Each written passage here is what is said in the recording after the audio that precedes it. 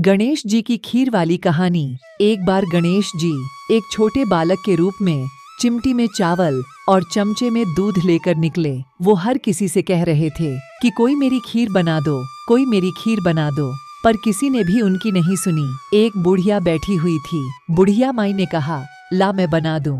गणेश जी ने दूध और चावल बुढ़िया माई को दे दिए। वह छोटा सा बर्तन चढ़ाने लगी। तब गणेश जी ने कहा कि दादी माँ, छोटी सी भगोनी मत चढ़ाओ, तुम्हारे घर में जो सबसे बड़ा बर्तन हो वहीं चढ़ा दो।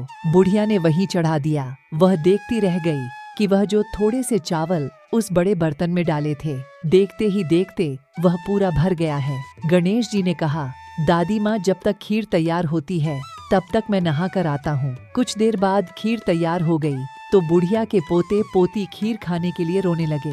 बुढ़िया ने कहा, गणेश जी को भोग लगाकर तुम्हें खीर खिलाऊंगी, लेकिन बच्चे नहीं माने। फिर बूढ़ी माई ने कहा, गणेश जी तेरे भोग लगे।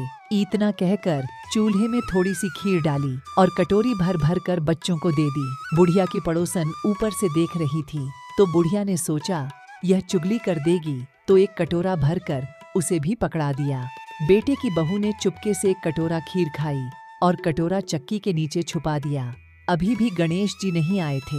बुढ़िया को भी भूख लग रही थी। वह भी एक कटोरा खीर का भर के किवाड़ के पीछे बैठकर एक बार फिर कहा कि गणेश जी आपके भोग लगे।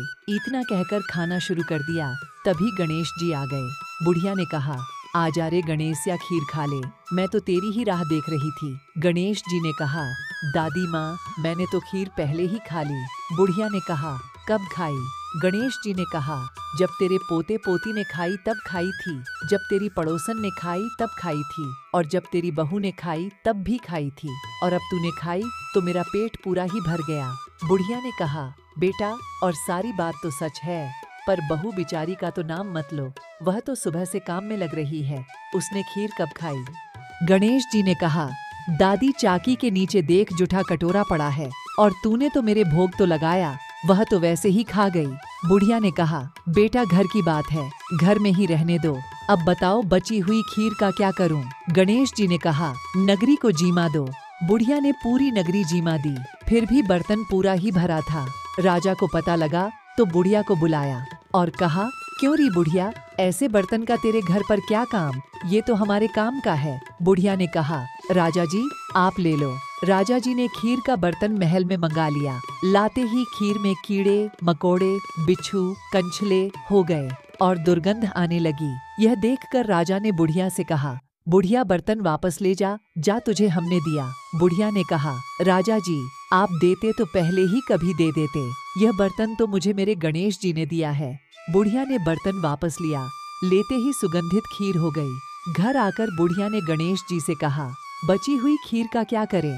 गणेश जी ने कहा, झोपड़ी के कोने में खड्डा खोदकर गाड़ दो, उसी जगह सुबह उठकर वापस खोदेगी तो धन के 2 घड़े मिलेंगे। ऐसा कहकर गणेश जी अंतर्ध्यान हो गए। जाते समय झोपड़ी के लात मारते हुए गए तो झोपड़ी के स्थान पर महल हो गया। सुबह बहू ने फावड़ा लेकर पूरे घर को खोद दिया तो कुछ भी नहीं मिला। बहू ने कहा, सासू जी, थारो गणेश जी तो झूठों है। सास ने कहा, बहू, म्हारो गणेश झूठों तो नहीं है, ला मैं देखूं। वह सुई लेकर खोजने लगी तो टन टन करते 2 घड़े धन के निकल आए। बहू ने कहा, सासू जी, गणेश जी तो सांचों ही हैं। सास ने कहा, गणेश जी तो भावनाओं का भूखा है। हे गणेश जी महाराज, जैसा आपने बुढ़िया माई को दिया वैसा सबको देना।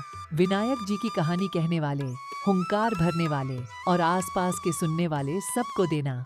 दोस्तों, यह थी गणेश जी महाराज की खीर वाली कहानी।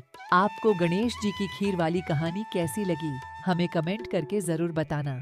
कहानी पसंद आई हो तो वीडियो को लाइक करना और चैनल को सब्सक्राइब करना। धन्यवाद।